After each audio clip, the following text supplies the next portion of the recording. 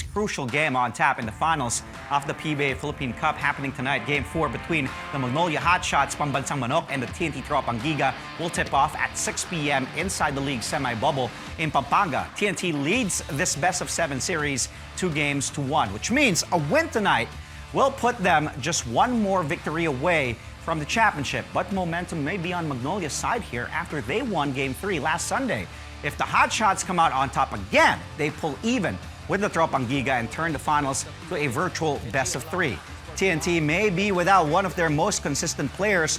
Head coach Chot Reyes says Troy Rosario is doubtful for the rest of this series after his bad fall in Game 3. Reyes says Rosario suffered spinal shock, causing only 70% sensation in his left leg. He also dislocated his pinky, which may need surgery. Our prayers going up for Troy Rosario. And now joining us for an all-out preview of Game 4 between the Magnolia Hotshots and the TNT Tropang Giga is none other than our basketball analyst, Juan Banal. Juan, good morning. Welcome back. Hey, Andre. Good morning, everybody. Hump Day Wednesday, middle of the work week. Game 4 happening tonight, crucial game. At that, Magnolia finally figured out TNT won in Game 3 on Sunday. It was a different Magnolia team that we saw in the first 2 games. When you asked Magnolia how they did it, they said their defense overall was even better, even if nag-39 points nga tong si Mikey Williams. He just exploded there. But your thoughts on how Magnolia played in Game 3, and do you see this win as the tide turning in their favor? Oh, well, in the first 2 games, and just looking at the stats, just being objective about everything, Magnolia always lost the first quarter in the first 2 games. Game 1, they had a poor shooting and poor defense. It was really, they came out flat. It was a forgettable game, I would say.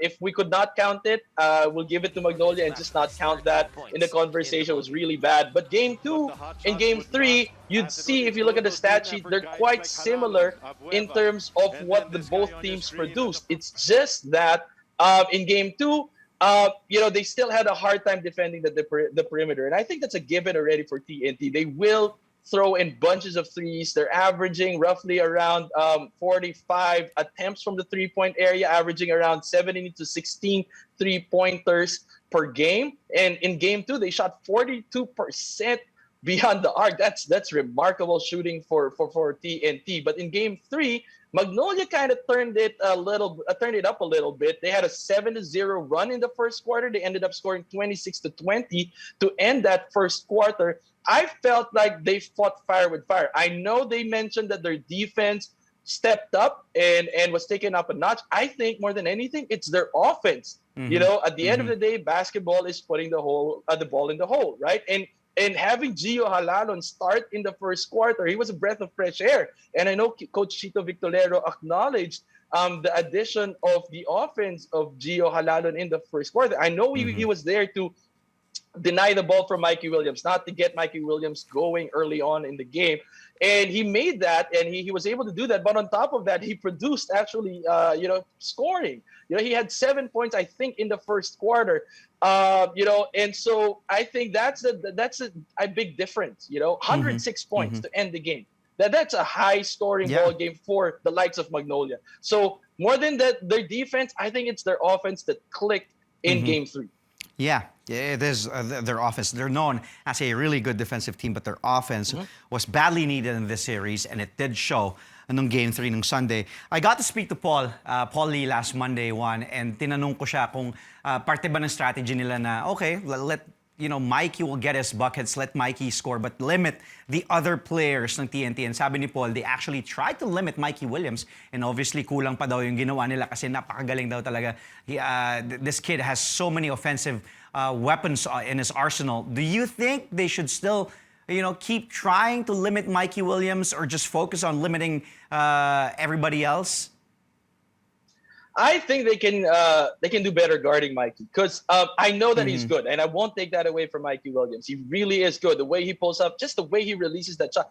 To be honest, it kind of reminds me a lot of a James Yap. How high his shot is, his release is, and how he can immediately and it's jump shot, right? Like the way he leaves, he's athletic that way, and then he releases his shot that high, and it's off a dribble. He's not setting his shot. He's really, pulling up threes from a fast break. And it's dead dead set accurate, right? But I think Magnolia started the ball game doing well in denying Mikey Williams, and they slowed him down. But then you have our Pogoy and Poy Aram started becoming a threat. So the congestion on the defensive end against Mikey Williams kind of relaxed. And that's all Mikey needed to have, right? That he needed the defense to relax a little bit on him and enough breathing room for him to take those shots. I mean, just like that on that video, just fading away against the outstretched arms of Rafi Rivas. But it started from the relaxed defense. You know, they all had their eyes set on Mikey. But then when other guys like our Pogoy posting up and Poy Aram also doing well in the shaded area, the defense generally of Magnolia relaxed, the congestion relaxed. And so that's when Mikey Williams saw the green light and he said, all right, that's the space I needed. Thank you for opening up for me. And now, you know, he started letting it loose. And in my opinion, deny him of the ball.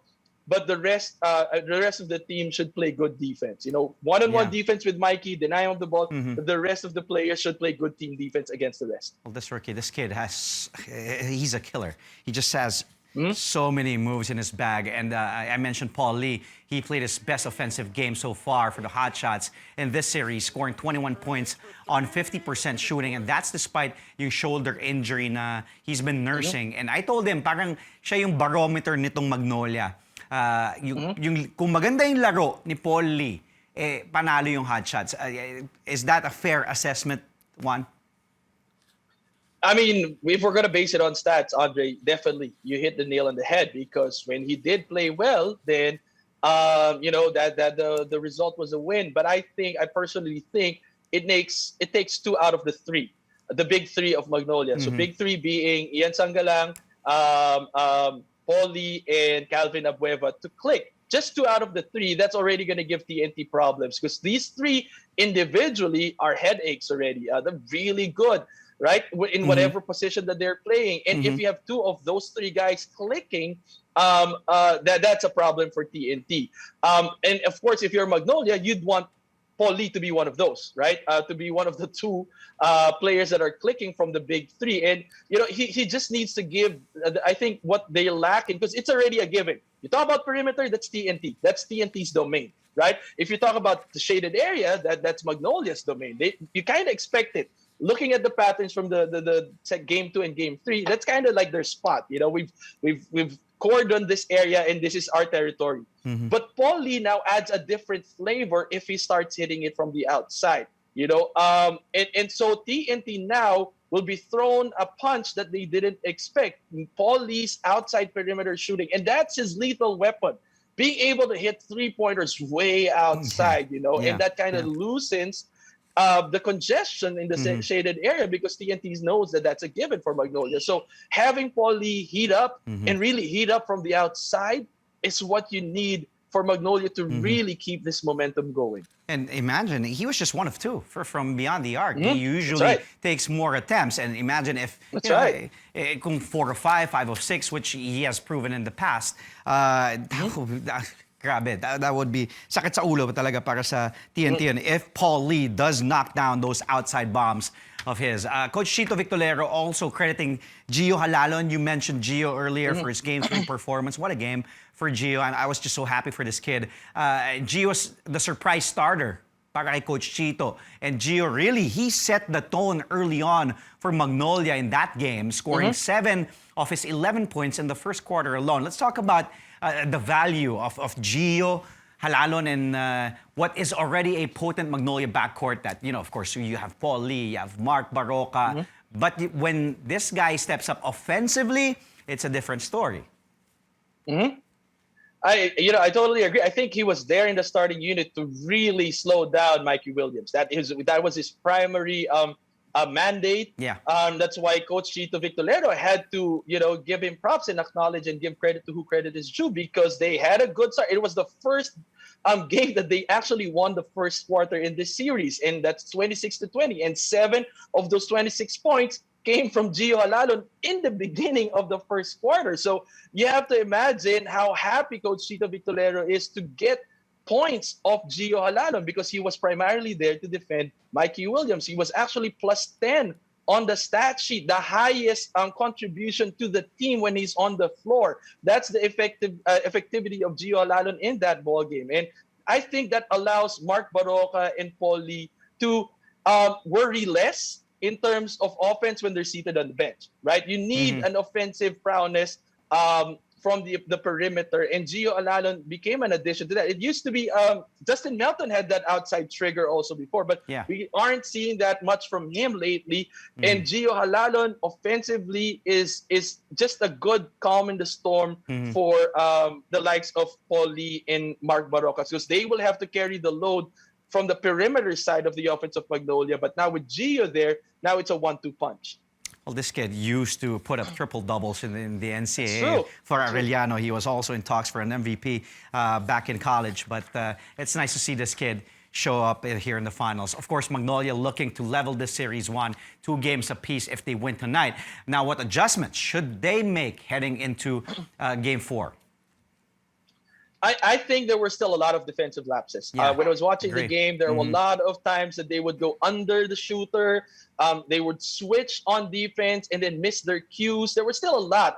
And credit to Coach Chot Reyes and his system. There's just so many things happening simultaneously. And the level of IQ that he has raised his players to has created that problem for Magnolia. They're not just like a 1, 2, 3, 4, 5. No, they're a dip, like a 1A and then jumps to 4 and then goes back to 3. They just have so many options, and it confuses Magnolia. So there were a lot of defensive lapses if you watch the game from Magnolia's end. You know, the fact that you're still going under the screen against Mikey Williams, that's a problem, right? Like that shouldn't be. I don't know if that's a game plan, but I know that you shouldn't go under a shooter, right? But that still happened in the last game. So I know Coach Chito said that they've stepped up their defense, but there are still, just paying attention to details. Some defensive lapses really could cost them eventually. And because they did have a great offensive night, they shot 50% by doubling down on what you're good at in the shaded area. So they're known to be a inside the paint type of team. And I was thinking, and logically, I was trying to analyze it, and I said, 1 3-pointer is equivalent to two 2-point shots, right? For you to be able to beat that outside shot. So that means they have to work doubly hard to beat TNT in terms of offense, because they need to make 2 baskets in the paint to just beat the 1 basket from the outside of TNT. So that means you have to really double down, make sure that whatever their output is on the 3-point line, their made attempts is doubled by their 2-point baskets, or tripled to be sure. And I think this game will also be won in the free throw line. If Magnolia can make it more frequently to the free throw line, that might be a differentiating factor. And if they can make those free throws. So again, you got to keep taking the game to TNT. The pressure should be from first quarter to fourth quarter. And we saw that happen. The level of physicality, the intensity was different for Magnolia. Their backs were against the wall. That if they lost that game 3, it would have been over, and they knew the urgency. It was just a different Magnolia that we saw. Well, Juan, let's take a quick break. We'll shift to TNT in a bit. Basketball analyst Juan Banal will still be with us after this really quick break. You're tuned in to Sports Desk only here on CNN Philippines, where we go all out for the day's top sports stories. Stay tuned.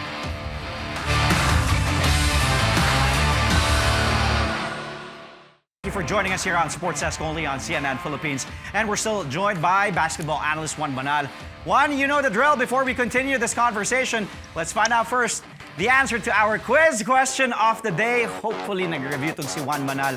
Question I asked earlier was, the Sunmig Super Coffee Mixers beat the Talk and Text Tropang Texters in 4 games in the finals to win the 2014 PBA Commissioner's Cup title. Who were the top scorers for both teams in their final match? Juan?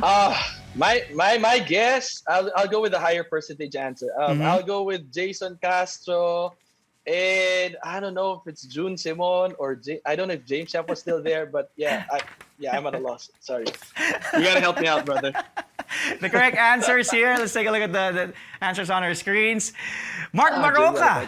Yep, who led the Coffee Mixers with 22 points nung Game 4. And then Mighty Mouse, Jimmy Alapag, who top scored for Talk and Text with 17 points. And of course, Sunmig took the game 191 to win the 2014 Commissioner's Cup. You have your good days and your bad days, Andre. So today was not my good day in answering. Alam mo, wala akong sinabi. Last week I did well though. Yeah, Last week I did no. well. Last week, ang galing mo last week. Bawi ka. Ngayon naman, kanina pinag-usapan natin yung Magnolia one. Now let's shift our conversation to TNT. And like I mentioned earlier, Mikey Williams. Boy, outstanding, 39 points in, but everyone else did struggle for TNT. After Mikey, si RR Pugoy na actually yung sumunod doon with 14 points, which is low for someone like RR Pugoy. Tell us what happened here for the Tropang Giga. From an outsider looking in, I felt like the physicality got to them.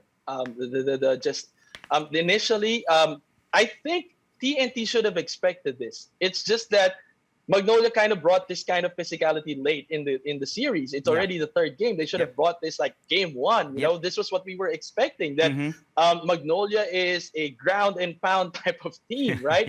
And now this is when Coach Chito Victorero said game two we're gonna bring out the real Magnolia. We kind of saw it a little bit, but it's really now in game three that Magnolia played Magnolia style of ball game, and I think TNT got carried away a little bit. They were thrown off their rhythm of their game.